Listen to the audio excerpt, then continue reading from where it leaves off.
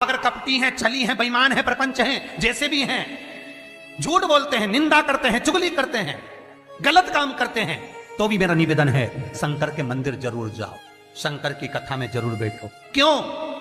एक मंदिर के दरवाजे पर लिखा हुआ था, अगर आपका मन गंदा है तो मंदिर जरूर आना, मंदिर जरूर आना। किसी ने पूछा, गुरुदेव ये मंदिर के दरवाजे पर लिखा है कि मन गंदा है तो मंदिर जरूर जाओ, उसका कारण क्या है? हमने कहा कारण केवल इतना सा है, बच्चा नाली में गिरता है, बच्चा धूल में गिरता है, बच्चा रज में गिरता है, बच्चा कीचड़ में गिरता है तो पड़ोसी साफ नहीं करता।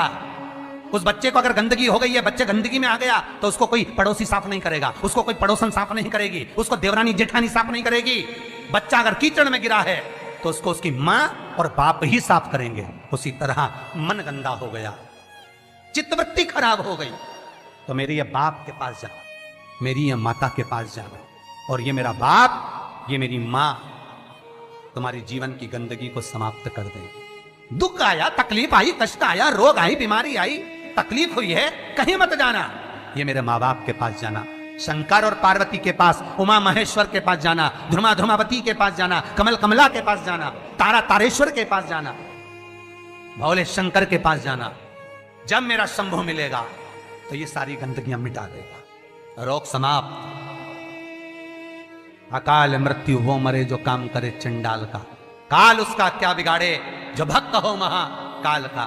वो देगा, छप्पर फाड़ कर देगा।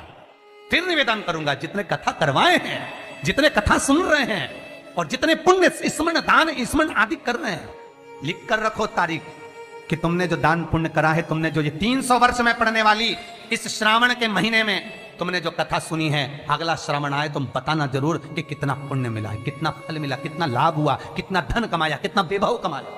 तुमने तो केवल कुबेरेश्वर महादेव के लिए दिया, तुमने तो केवल वृद्धाश्रम के लिए दिया, तुमने तो केवल गौशाला के लिए दिया, पर उसका पुण्य तुमने कितना कमाया, उसका लाभ कितना मिला।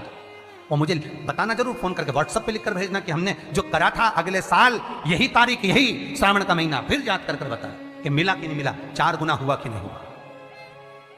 वो शिव है, शिव शंकर है, वो तो मंदिर के बाहर निकलने वालों को तार देता है साहब, मंदिर के बाहर निकलने वालों। कितना सुंदर है। एक चरित्र आता है लिंग पुराण के अंतर्गत, एक सेठ मर गया, बड़ा कंजूसड़ा था, बहुत कंजूस, कभी जिंदगी में ना दान करा, ना पुण्य करा, ना सत्कर्म करा, ना भजन करा, ना कीर्तन करा। मंदिर की जगह को भी अपना बना लिया, सारी जगहों को घेर कर अपना बनाया, बावड़ी तालाब कुएं का पानी अपनी जमीन पर ले जाता। बहुत लालची था, बहुत लोभी, बहुत लोभी।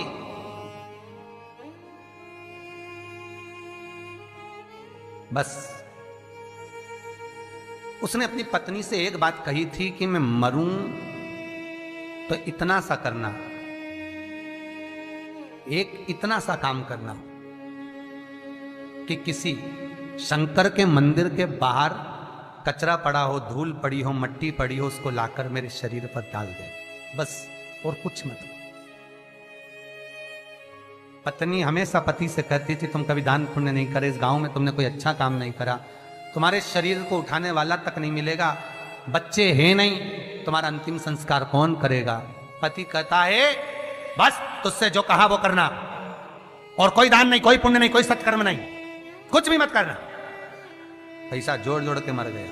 इतना सा कह गया, मरूं तो मंदिर के बाहर, शंकर के मंदिर के बाहर की मिट्टी, रज, कचरा शरीर पे डाल देना।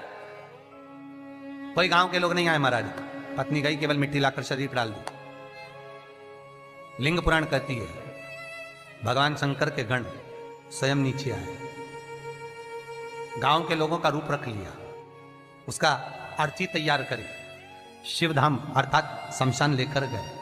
तो पत्नी पूछती है तुम कौन हो? गांव के लोग तो आए नहीं, तुम हो कौन? शिव के गण कहते हैं भगवान ये तुम्हारा सेठ है ना, गांव में दान नहीं करता था, बाहर दान करता था, हम बाहर से आए। अच्छा, मेरे पति को शमशान तक ले चलो। ले गए। कहते हैं शंकर के दरवाजे की मात्र रज, मात्र कचरा, मात्र भूमि की मिट्टी शरीर पर पड़ी थी। शंकर शमशान के दरवाजे पर खड़े होकर उसका वेलकम कर रहे थे, स्वागत। कि पूरी जिंदगी भले तूने नरक बाड़े में निकाली, पूरी जिंदगी भले लूटने में निकाल दी, पर अंतिम समय सुधार लिया।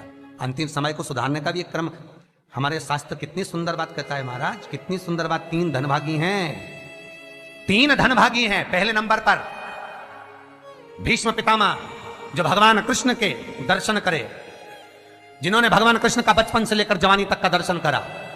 दूसरे नंबर पर धनभागी हैं दशरथ जी महाराज, जिन्होंने राम जी के दर्शन करे, राम दशरथ जी के घर में जन्मे। कितने किस्मत वाले होंगे। और तीसरे नंबर के किस्मत वाले धनभागी हैं गिद्धराज जटायु, जिन्होंने प्राणों को त्यागा तो राम जी की गोद में त्यागा। शास्त्र कहता है इन 3 धनभागियों में, इन 3 किस्मत वालों में भी प्रबल किस्मत वाला है गिद्धराज जटायु। क्यों? क्योंकि भीष्म पितामह के प्राण छूटे जब कृष्ण सामने नहीं थे। दशरथ जी के घर में भले राम जन्मे, पर दशरथ जी के प्राण छूटे तब राम सामने नहीं थे। और गिद्धराज जटायु, जिसने जीवन भर मांस खाया, पर जब प्राणों को त्यागा तब राम को सामने पाया, डर गया। बचपन गया जाने दो, जवानी गई जाने दो, अधेड़ी गई जाने दो, पर बुढ़ापा मत बिगड़ने देना। बुढ़ापे में शंकर के चरण पकड़ लेना, शिव के चरणारविंद पकड़ना, मैं कहीं नहीं जाऊंगा। बीमारी भी दी है तो तूने दी है, सही करेगा तो तू, तुम्ही ने दर्द दिया है तुम ही दवा दो। मृत्युंजय है तू, जगत का भोलानाथ है तू, सबसे ऊंचा तू ही बैठता है। जहां दुनिया समाप्त हो जाती है वहां से तेरी शुरुआत होती है। लोगों का जहां एंड होता है शमशान, वहां से वो शुरू होता है। जहां दुनिया का एंड है वहां से तू शुरू है। तो तू साधारण नहीं हो सकता भोलेनाथ। अगर मेरे चरण में कष्ट आया है तो तू सही करेगा, मुझे विश्वास है। भरोसा रखना। रोज शंकर के मंदिर के दरवाजे पर बैठकर शंकर पर 5 बेलपत्र चढ़ाकर, 1 बेलपत्र उठाकर चबा चबा के उसके ही दरवाजे पर खा। घुटने भी सही कर देगा, शरीर भी करेगा। बस उस पर विश्वास, उस पर भरोसा। बस शंकर है और मुझे पूर्णता विश्वास है कि वो मुझे हारने नहीं देगा। तो नहीं हारने देगा, नहीं।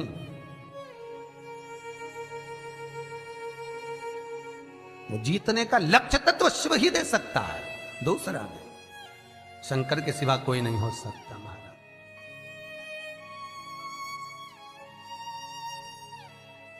बस उस पर विश्वास